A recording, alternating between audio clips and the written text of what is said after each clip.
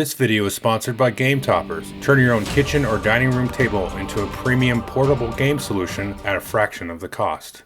Hey everybody, welcome to Drive-Thru Review 759. Today we're going to talk about Cat in the Box. This is the deluxe edition being brought over by Bezier Games. This is a game that's a couple of years old, originally published in Japan, designed by Moneyuki Yokochi, and I believe published by Hobby Japan originally, but it's being brought over to at least the US by Bezier Games. It is on the box, it says, is a quantum trick-taking game. So Cat in the Box is referring to Schrodinger's cat, which is a whole bunch of math that I completely understand about the observer and the observed and what the value of a thing is before you observe it, or if you even do observe it at all. So it's a trick-taking game, long story short, where the cards have no color. So you play cards and you are deciding the color at the instant that they are played. And then that will kind of dictate the rounds of the tricks and stuff like that. So it's pretty simple, but it's a little bit of a twist there with the whole non-color slash color thing. So let's go down to the table. I'll show you a little bit about how it works and I'll come back and tell you what I think. Okay, so I've gone ahead and set up the table, kind of what it might look like for a 3-player game. This board here in the middle has these kind of slots here where you kind of slot these cards in, and these kind of show you the different sort of suits or colors that are available to be played, and then you can have some other cards here to kind of block things out. Depending on the player count, you might block out certain numbers, because the deck that you use, which in this case is for a 3-player game, 1 through 6, it's going to vary based on the player count. So I set this deck up as we would for a 3-player game. It goes up to 7, 8, and 9. The game plays 2 to 5 players, and each player will have little boards for themselves. And you can see there is a 2 and a 3-player side and a 4 and a 5-player side. So we've got those boards set up here. And then you have little pieces in your player color that you'll be using to mark things off on this board here as you play the cards. So you can play this as many rounds as you want. Basically, you play 1 round per player. Each player is kind of the dealer or the start player once, and then you can keep track of the score here on the score pad, and you just deal out the whole deck of cards to each player. Each player will then decide to discard 1 card that maybe they think is unfavorable to them. They'll discard it face down, and then whoever has the start player card will then go first, and then they will play a card. So let's say here is the yellow player. This is my play area. So let's take a look here at this board here. So you have here a couple of different things noted here. So you've got little tokens here over the 4 different suits, the 4 different colors that can be played out on the board. Now, one thing that you're going to do, everybody's going to do this before you start playing, is you're going to bid how many tricks you think you're going to win. You're going to get a 1, 3, or 4. And then if you're on the 4 and 5 player side there, you can bid 1, 2, or 3. So you're trying to this is just trying to like hit a bonus. So let's just, for argument's sake, let's say the yellow player here bids 3. So you don't have to win that many tricks, but it does certainly help if you do. And then you're going to start playing cards. So let's say yellow player's first, and they just play, I'm going to play a 5, and I'm going to put it here next to the yellow side of my board there. So they have now played in a 5 and declared it as being a yellow. So we're going to mark off with the yellow player's token there, the 5 of yellow. So now when somebody else, or even the yellow player on a later turn, wants to play a 5, they can no longer declare that it's a yellow 5 because that's already been played. You can't, of course, have the exact same card because that would cause a paradox, which is actually a mechanic in the game, which we'll get to. So you're going to keep going around and playing, and then whoever wins the trick is going to be the highest played card of the suit. So if the blue player came along and said, you know what, I'm going to play this 6 here, 6 yellow, so we're going to mark that off, and then, the kind of dark blue player here, they play something else. Maybe they play this 5 of green. In this case, the yellow player is going to win because they have the highest of the lead color, the lead suit. Okay, now there is a trump card here. This is a trump color here is the red color. So if the dark blue player here wanted to sort of beat that, they could play this 5 here and mark that, and that would actually break the color, and that would be the trump. Now the thing to note is if you play an off-colored card, what you have to do is you take this marker off. So in this case, if this player had played let's say a 5 green, they're going to actually take this yellow card because they're sort of declaring, I don't have any yellow cards. Again, these cards don't have a color, But in this universe that you are creating as you play, you've declared, I don't have a yellow, so I'm going to pull this off, and I can no longer play yellow cards at all for the rest of this hand. So you've got to really time that out because you're locking yourself out of the yellow cards at that point. But it might be advantageous for you to do so. But again, so instead of marking a yellow, obviously, so I played a 5 green, so they're going to go over here and they're going to mark this here with the 5 green, and that can no longer be played by anybody as well. So you're going to keep playing until you either play through your hand. Now you do not play the last card in your hand. So once everybody gets down to 1 card, you throw that out, you're done. You don't have to play any more cards. The other way that the round can end is if it ends in a paradox. And as you can imagine here, as these cards get played and people start to mark off the different, little numbers here, this thing is going to start to fill up. So the options are going to be a lot less. And there is 5 of each card, each number in here, instead of 4. And so you can see there's not enough room for everybody to play every card. 1 card is discarded out of the game at the start of the round, and again, you don't play the last card, so it does give you some wiggle room there. If you get to the point where one player cannot physically play a card, because like I said, once you start to pull colors off here and say, well, I don't have that card, I don't have this card, then it locks me out from playing that color for the rest of that hand. And also by people playing out here, it locks you out from playing very specific cards. So if you get to the point where you're like, I can't play a card because it would just, cause a paradox, then the round will end prematurely at that point, and then you will score immediately. So how do you score a round? Well, if you were the one that caused a paradox, any tricks that you won, so as you collect the tricks that you won, let's say I collected 2 different tricks here, these would each be worth -1 point if I was the person that caused the paradox. Now, if you didn't cause the paradox, if there was no paradox, then each trick is going to be worth 1 point. Very simple.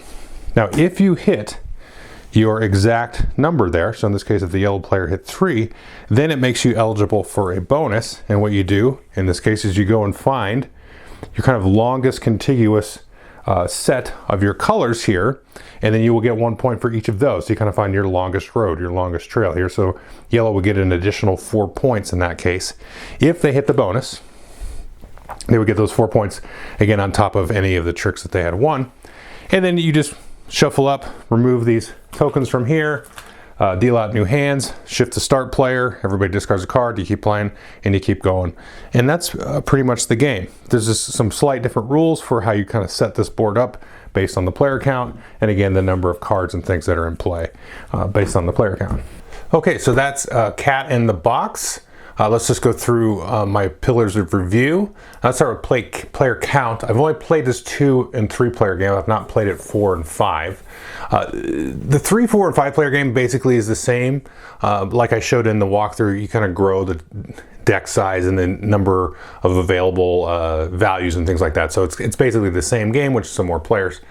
The 2 player game is a little bit of a special case where you deal some cards out kind of to like a pile, not a dummy player, but it kind of like it eats up some of the green numbers.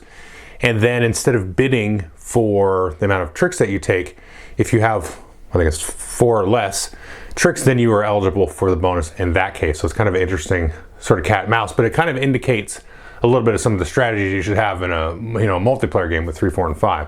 And it does work. It works really well. There's not a lot of trick-taking games or ladder climbing games that work with 2 players. I'm trying to think. There's one, Haggis, works really well.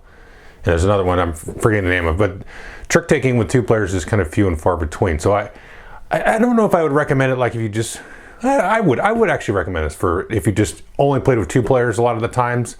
It is an interesting kind of little exercise. It's not a big, grandiose strategy game. It's a trick taking game.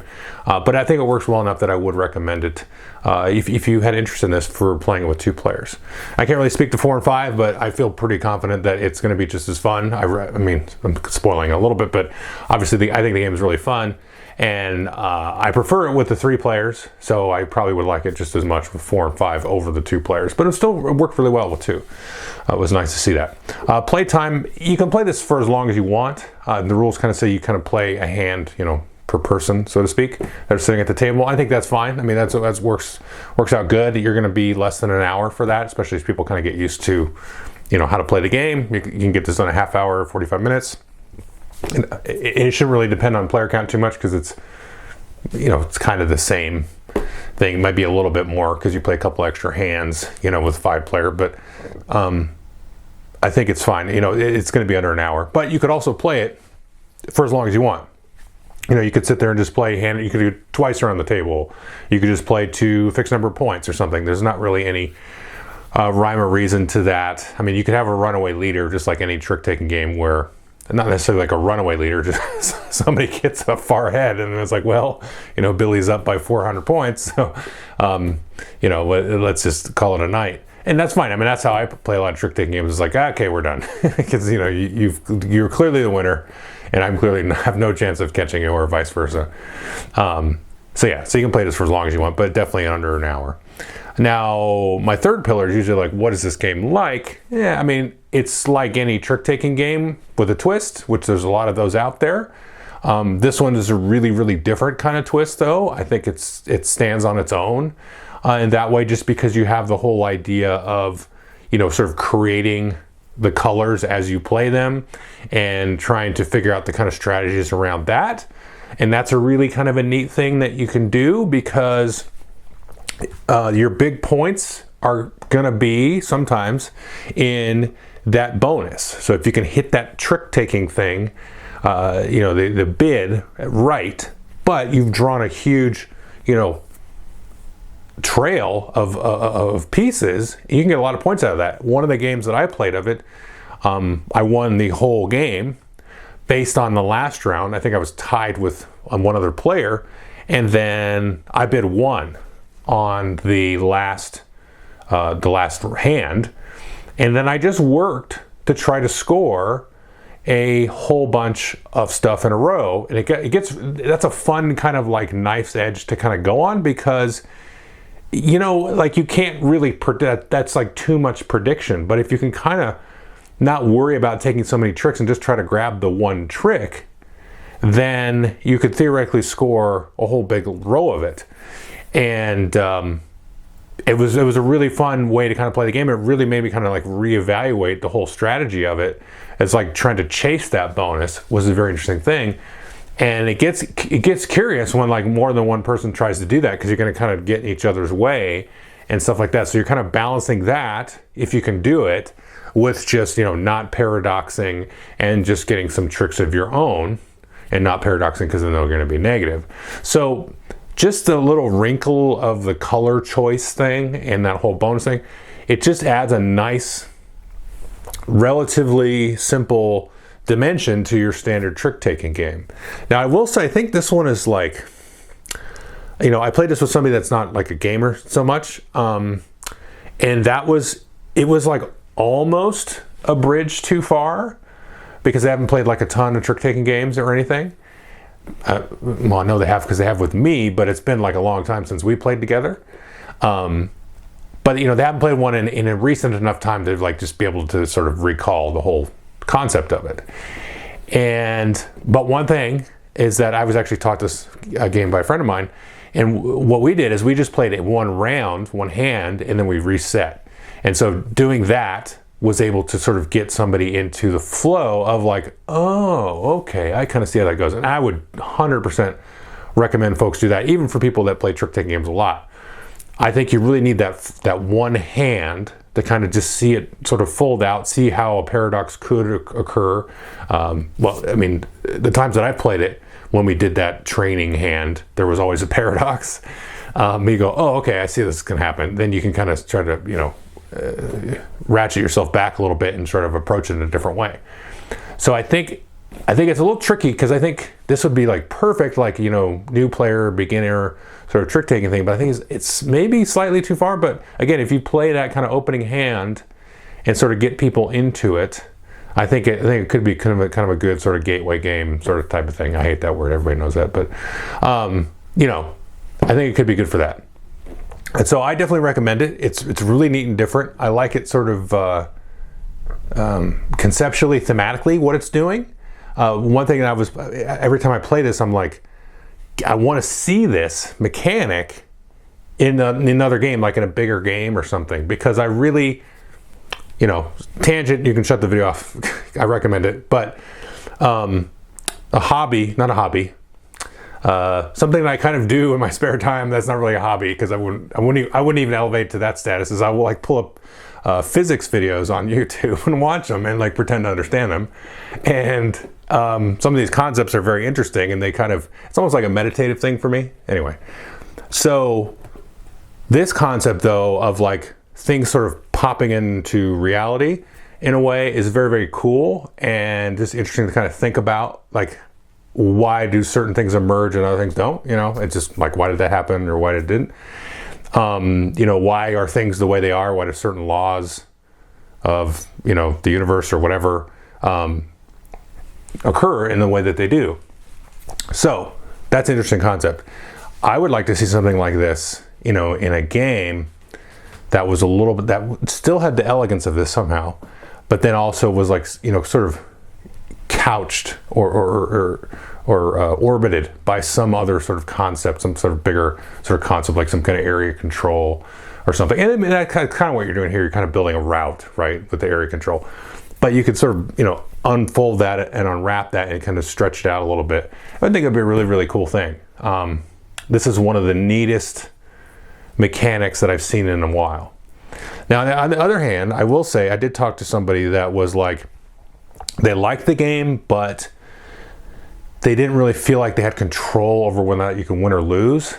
And I think this was a person that doesn't play a lot of trick-taking games, though, because I'm like, well, every trick-taking game can kind of feel like that, because you get a hand of cards, and if you don't get like enough high cards or enough of the trump suit or whatever, then you can kind of be out of it, and you kind of just have to make the best with what you have. But the nice thing is it's over in 5-10 minutes, and then you can play another hand, and you just keep playing it. The luck should mitigate itself over the course of several hands or several games of this.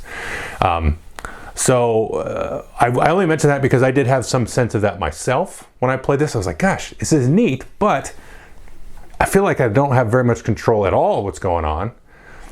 But he took a few plays. I just want to kind of stress that, to kind of say, okay, so it still does, I think, have some of that, luck with the trick-taking game.